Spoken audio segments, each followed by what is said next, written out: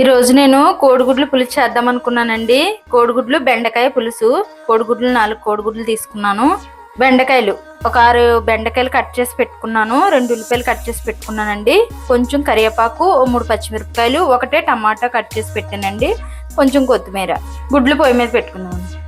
ఇంకోండి గుడ్లు పొయ్యి మీద పెట్టుకున్నాను. నీళ్లు పెట్టాను. అందులో 1 స్పూను ఉప్పు వేస్తున్నాను. కళ్ళుప్పు. గుడ్లు బాగుంటాయి, అలా వేసుకుంటే చాలా బాగుంటాయి. సప్పదనం అన్నది ఉండదండి, టేస్ట్ బాగుంటాయి అలా వేసుకుంటే. ఇంకోండి నేను ఎగ్స్ వేసేస్తున్నాను ఇందులో. ఇంకోండి గుడ్లు పులుసుకి కళాయి పొయ్యి మీద పెట్టాను. ఆయిల్ వేస్తున్నాను. 4 స్పూన్లు ఆయిల్ వేసానండి. గుడ్లు వేపడానికి కొంచెం పసుపు కూడా వేస్తున్నానండి ఆయిల్లో. ఇప్పుడు గుడ్లు వేస్తున్నానండి. కొంచెం వేపుకుందామండి గుడ్లు. కొంతమందికి ఇష్టం ఉంటుంది, కొంతమందికి ఇష్టం ఉండదండి వేపుకోవడం. నాకైతే గుడ్లు వేపుకొని చేసుకుంటేనే చాలా ఇష్టం అండి పులుసు. అందుకని గుడ్లు వేపుతున్నాను నేను.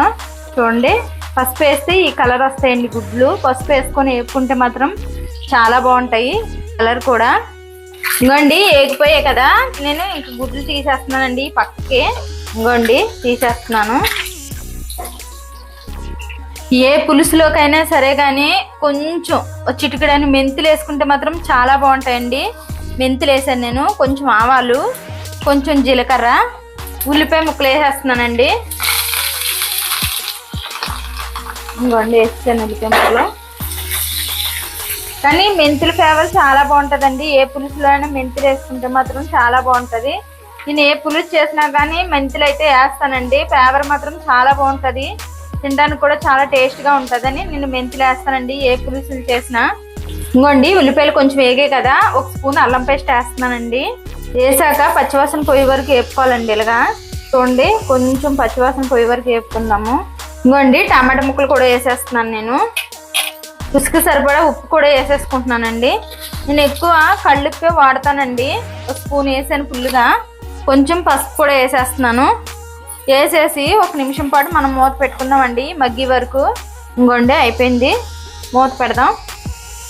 ఇంకోండి మూత పెట్టాం కదా, చూడండి మగ్గిపోయింది. నేను ఇప్పుడు బెండకాయ ముక్కలు వేసేస్తున్నానండి. అందులో కట్ చేసి పెట్టుకున్న బెండకాయ ముక్కలు కూడా వేసేస్తున్నాను. ఇంకోండి ఈ వేసి మళ్ళీ 1 నిమిషం పాటు మనం మూత పెట్టుకుందామండి. బెండకాయ ముక్కలు కూడా మగ్గాలి కాబట్టి మూత పెడదాం. ఇంకో కలుపుకున్నాం కదండి, మూత పెడతాను నేను ఇప్పుడు.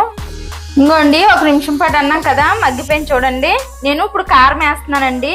ఇంకోండి 1 స్పూన్ కారం వేసాను. ఇంకొక 1/2 స్పూన్ వేస్తున్నానండి. ఇంకోండి కారం వేసాం కదా, కలుపుకుందాము. మొత్తం కారం పట్టిలా కలుపుకుందాం ఇది. ఇంకోండి కారం మొత్తం పట్టింది చూడండి.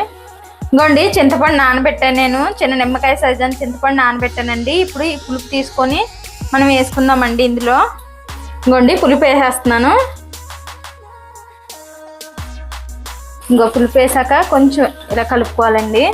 కొంచెం వేద్దాము వాటర్. మూత పెడుతున్నానండి. ఇంకోండి పులుసు దగ్గరికి వచ్చేసింది. నేను వేపు పెట్టుకున్నాం కదండి, ఎగ్స్ కూడా వేసేస్తున్నాను నేను ఇందులో. ఎగ్స్ మొత్తం వేసాను. ఇంకోండి కొత్తిమీర కూడా వేసాను.